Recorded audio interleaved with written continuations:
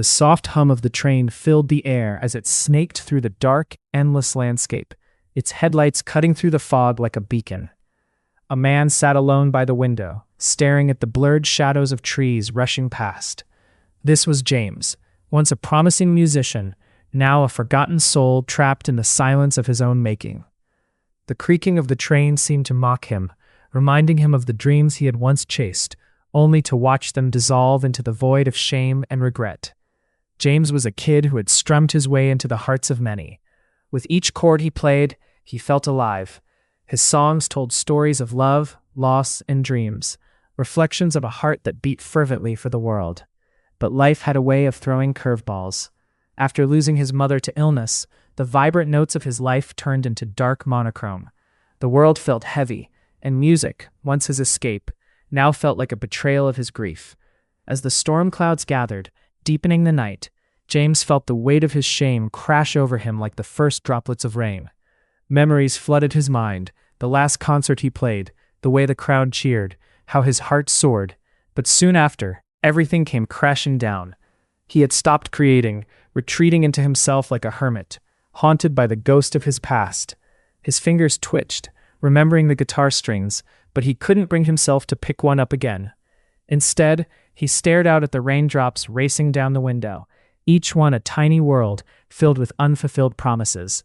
The train swayed with the rhythm of the rain, creating a melancholic symphony that resonated deep within him. Suddenly, the train jolted as the rainstorm intensified, winds howling like lost souls. With each rumble, the memories slammed into him, the laughter of his friends, the sparkle in their eyes as they celebrated his music. He had surrounded himself with silence, pushing everyone away, afraid of letting the world see his pain. A moment of vulnerability washed over him as he witnessed other passengers laughing, sharing stories, and playing games together. His heart ached, longing for connection, but weighed down by the chains of his grief. In that moment, something within him shifted. Nobody could carry his shame but himself, and it was time to face that darkness. As if on cue, the train stopped at a small, dimly lit station. The conductor announced it would be a brief pause, allowing passengers to stretch their legs. James took a deep breath and for the first time in years felt an urge to step out into the storm. He stumbled out into the rain, the droplets cleansing the weight off his shoulders.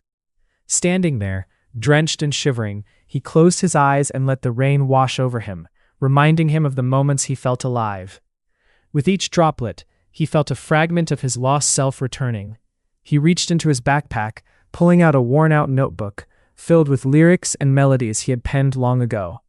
The paper felt heavy with memories and unspoken words. By the faint glow of the station's light, he flipped through the pages, reading the verses that had collected dust, forgotten like him.